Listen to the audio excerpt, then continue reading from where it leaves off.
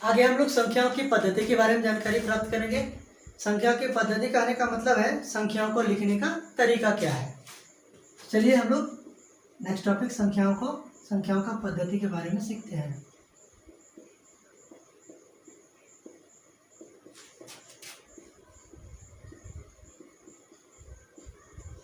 मतलब है संख्याओं को लिखने का तरीका, यानी कि कौन सी संख्या कैसे लिखी जाती है। दो संख्याओं की पद्धति के बारे में हम लोग जानकारी प्राप्त करेंगे। पहला तो भारतीय संख्या पद्धति,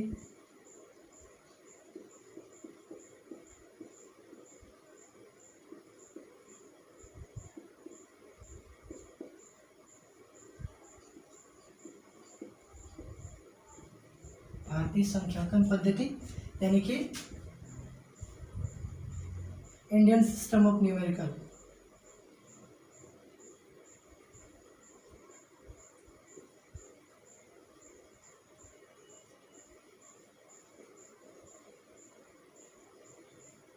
इंडियन सिस्टम ऑफ न्यूमेरल मतलब नंबर यानी अंक, ठीक है। तो भारतीय संख्या की पद्धति हम लोग कैसे लिखते हैं, कैसे पढ़ते हैं, उसको लिखने और पढ़ने का तरीका क्या है, चलिए उसको जानते हैं। मान लीजिए हम कोई नंबर लिखे, उदाहरण के लिए ये नंबर है 10, 23। पहले हम ये नंबर लिखते हैं 23 194। और दूसरा है अंतरराष्ट्रीय संख्यांकन पद्धति।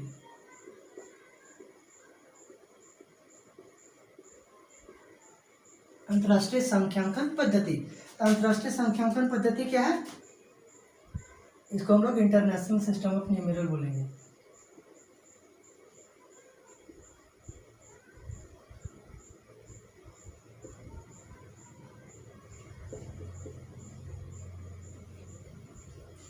International system of numeral.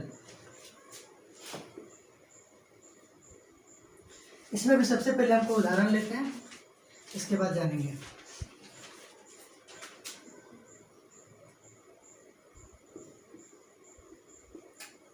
Six 5 1 7 8 4 8 3 6। देखिए, एक है भारतीय संख्यांकन पद्धति और दूसरा है अंतर्राष्ट्रीय संख्यांकन पद्धति। दोनों का ये नंबर रहा। अब इसको कैसे जानेंगे कि ये भारतीय संख्यांकन पद्धति है और ये अंतर्राष्ट्रीय संख्यांकन पद्धति है? इसको जानने का एक ही तरीका है, वो क्या है कि सेपरेशन ऑफ कॉमा, यानी कॉमा को हम लोग सेपरेट करते हैं। कैसे करते हैं, कहाँ करते हैं, वो जानेंगे। तो देखिए, जब हम लोग इसमें पढ़ते हैं स्थानीय वैल्यू, स्थानीय मान जब हम लोग पढ़े थे, इकाई, दहाई, सैकड़ा, हजार, 10,000, लाख, 10 लाख, करोड़, 10 करोड़, तो कैसे पढ़े थे? इकाई, दहाई, सैकड़ा, यानी कि भारतीय संख्यांकन पद्धति में हम लोग पहले 3 अंक के बाद कोमा लगाते हैं, इसके बाद 2-2 अंक के बाद कोमा लगे, इसके बाद जितना भी अंक आते जाएगा, मान लीजिए अगर कोई बड़ा अंक आ गया, इस तरह से कोई नंबर आ गया, ठीक है, तो पहले हम इकाई, दहाई, सैकड़ा यानी 3 अंक के बाद कोमा, इसके बाद 2-2 अंक के बाद कोमा लगाते जाएंगे। यही है भारतीय संख्यांकन पद्धति का नियम। लेकिन अंतर्राष्ट्रीय संख्यांकन पद्धति का क्या नियम है? सबसे पहले हम 3 अंक में कोमा लगाते हैं, इसके बाद 3 अंक में, फिर 3 अंक में, इसी तरह से 3-3 अंक में कोमा आगे हम लगाते जाएंगे कॉमन अंक, ठीक है। समझ में आया?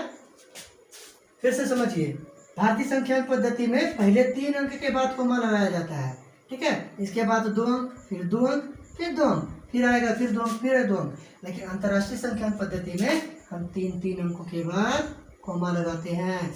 क्यों लगाते हैं ऐसा? और इसको पढ़ने का तरीका भी अलग है। इसको हम क्या पढ़ेंगे? इकाई, दहाई, सैकड़ा, हजार, 10,000, लाख, 10 लाख, करोड़, 10 करोड़।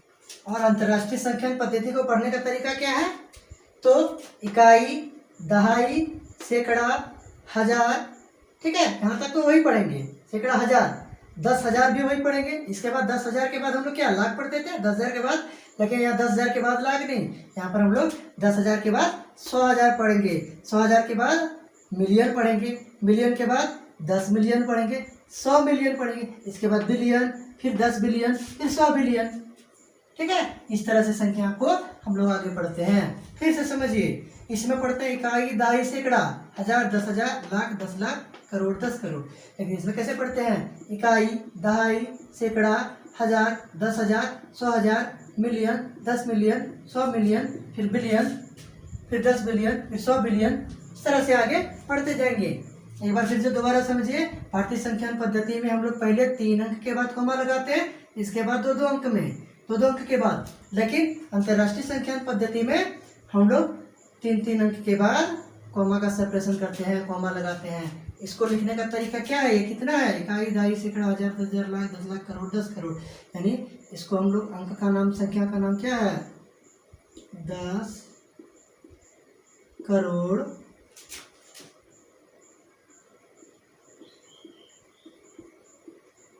23 lakh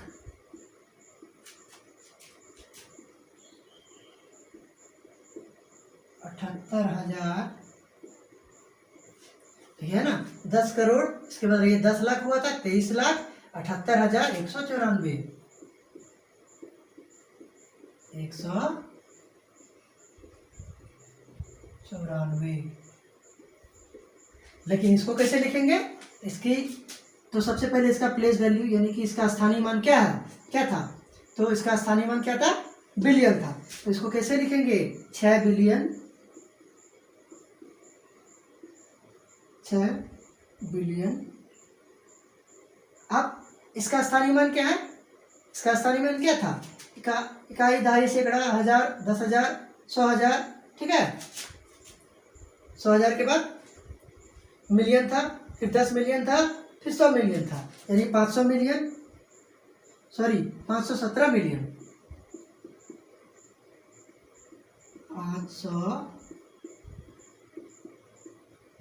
517 million, 517 million 848,000, 848,362। ठीक है, ये रही भारतीय और अंतर्राष्ट्रीय संख्या पद्धति। आशा करते हैं ये आप बढ़िया से भली बात समझ चुके होंगे। चलिए अब आगे हम लोग पढ़ेंगे कोष्ठक के बारे में, कोष्ठक यानी ब्रैकेट के बारे में। तो ब्रैकेट क्या है और वो कितने तरीके से लिखे जाते हैं वो जानेंगे हम लोग। कितने प्रकार के होते हैं ब्रैकेट,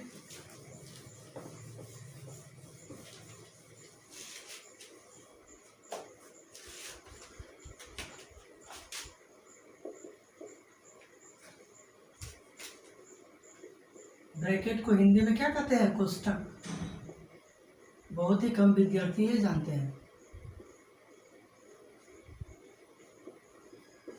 ब्रैकेट्स यानी कोष्ठक। तो कोष्ठक को सामान्यतः 3 प्रकार से लिखा जाता है, यानी 3 प्रकार से होती है ये।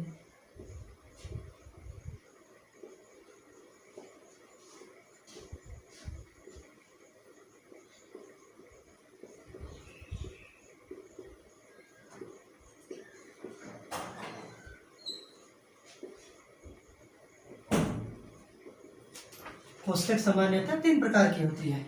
पहला कोष्ठक छोटी कोष्ठक,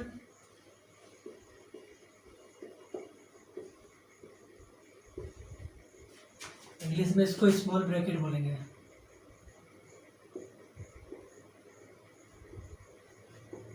ठीक है, और इसका पहचान चिन्ह क्या है, ये ऐसे।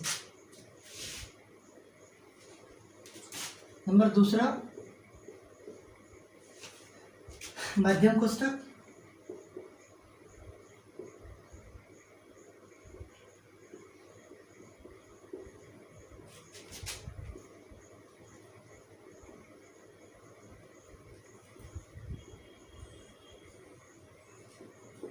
इसको हम लोग मिडिल ब्रैकेट बोलेंगे।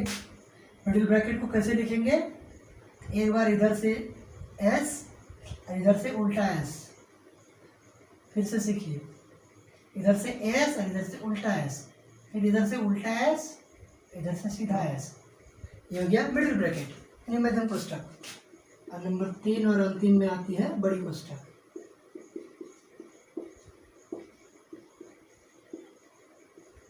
हम लोग इसको बिग ब्रैकेट बोलते हैं।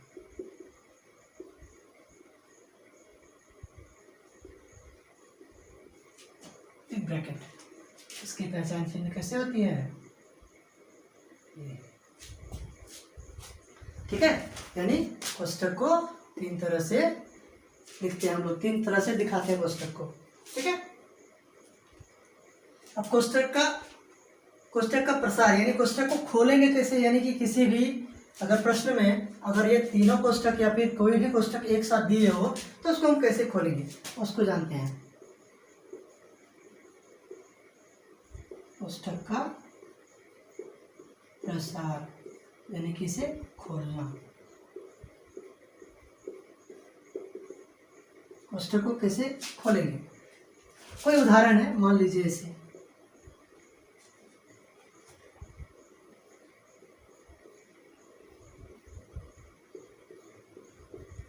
देखिए।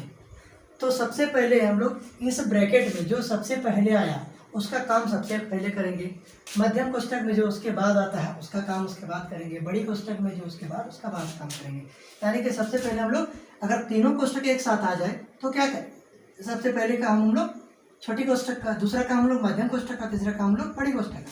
लेकिन यहाँ सिर्फ एक ही कोष्ठक है, सिर्फ छोटी कोष्ठक, तो हम लोग क्या करेंगे, सबसे पहले हम गुना नहीं करेंगे, सबसे पहले हम क्या करेंगे, इस कोष्ठक वाले का काम करेंगे। यानी कि 8 और 6 कितना होगा 14, और इसके बाद यहाँ गुना और यहाँ 5, 14 पंचे 70।